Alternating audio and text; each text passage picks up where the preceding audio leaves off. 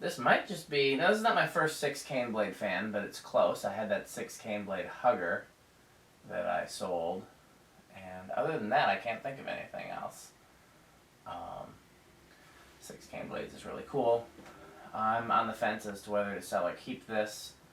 If I do sell it, please note what you see here is what you get. It does not have the canopy or mounting bracket.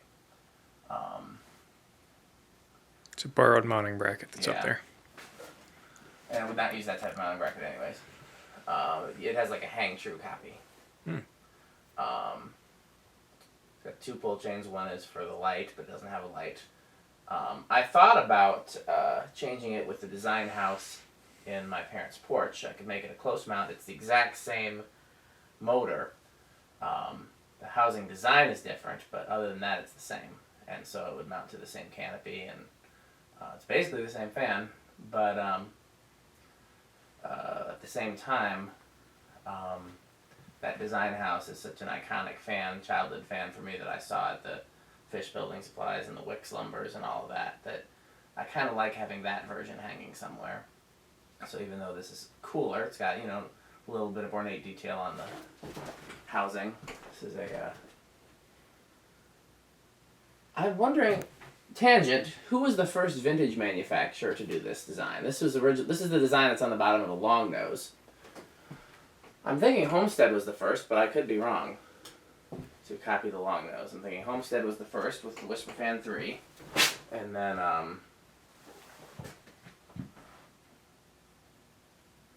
everybody else copied them, but I could be wrong. Key Largo could have been first too. I don't know when they came on the scene. We don't know enough about Key Largo. Anyhow, so that's in my head. I would consider. The other thing is that porch fan's got to have a spotlight kit, and because it hangs too low. Otherwise, if you have a regular light kit on it, you hit your head and break the glass.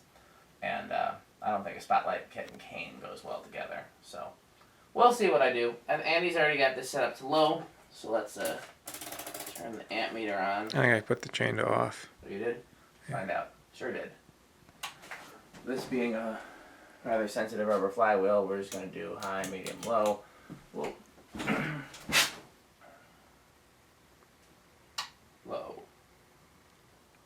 What am I doing wrong? Have a dead spot.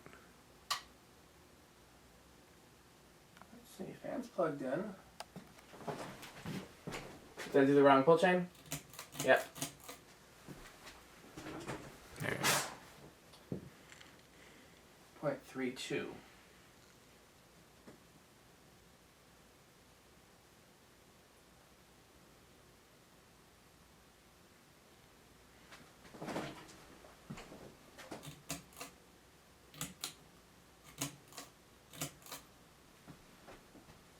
.59.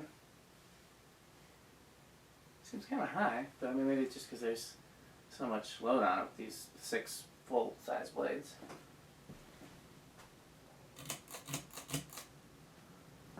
High 0.87, so that's reasonable.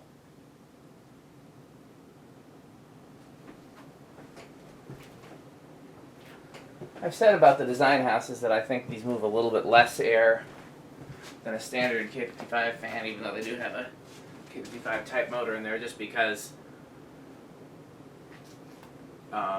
trying to do 6 blades that are so wide. But you know what? I'm going to eat my words. It may feel like less underneath the fan, but it doesn't at this distance. It's a good fan. Yeah. Could just be me, but I almost think this goes faster than the design house does. I don't see why there would be a difference. It's the same motor.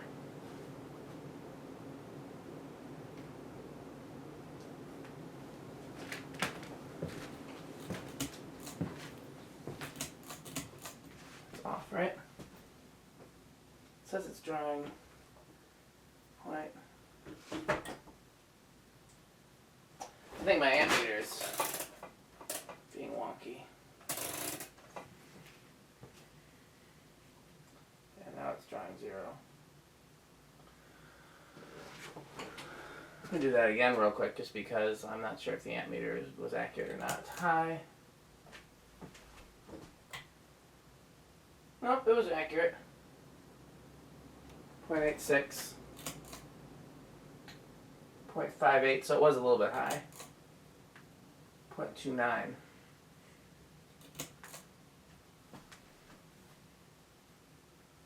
what I get for using a cheap amp meter.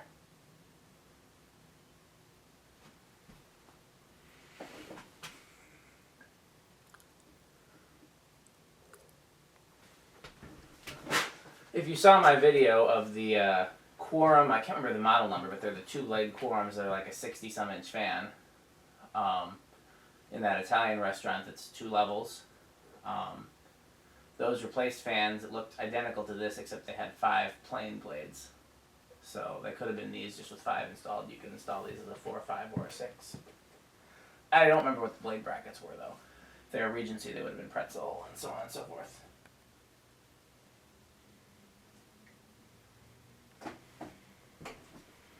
Low reverse.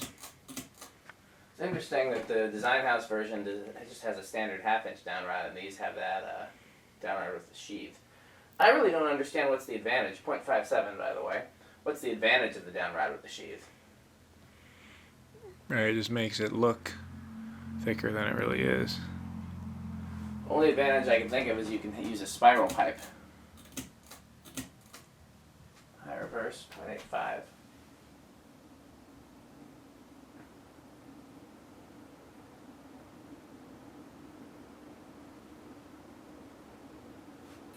No. Let's move some air. No blendage. No blending.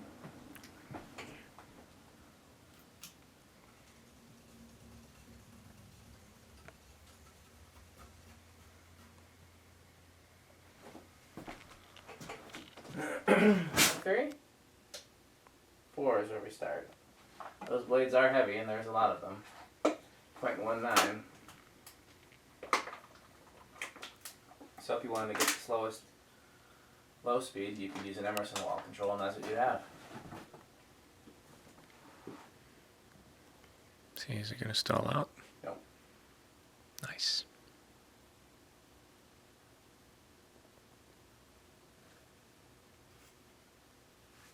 Okay.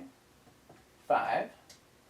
I've never encountered an actual Sierra wall control, but I would assume it's 5, 10, 15 like most of the other major manufacturers. I actually don't know much about Sierra. The only Sierra that I really, really want is they made a 29-inch 6-blade fan with a flywheel.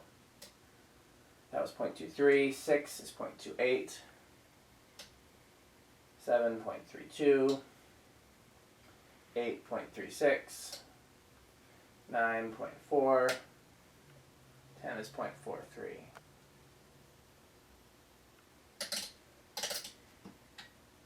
11.42, 12.46, 15.49, 14.51, 15.54, 17.58, 20.64,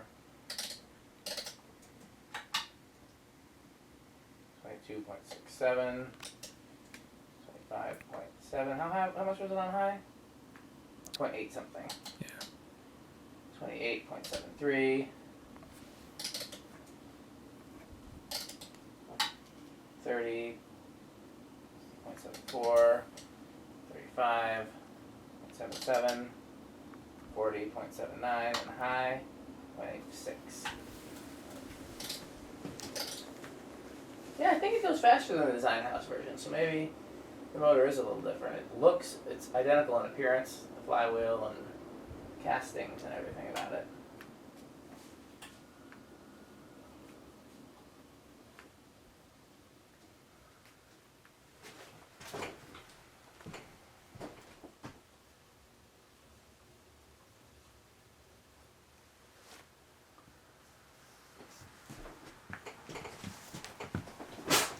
Variable time. Yep.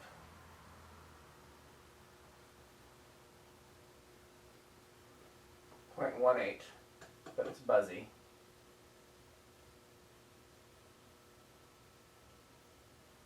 Leave the turn, 0.26. Since Andy's still getting shots. I'm gonna then let it spin down, but I have it set to 4 microfarads, so once it spins down, it's gonna stop on the slow speed. And then when Andy's done getting shots, we'll stop the video. Oh, that's what I did. That's a classy fan. I like it a lot. Yeah.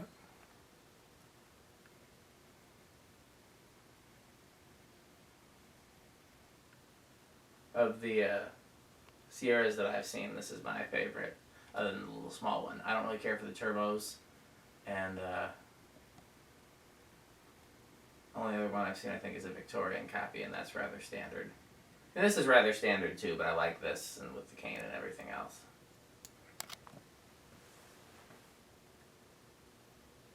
Okay. Okay, well thanks for watching.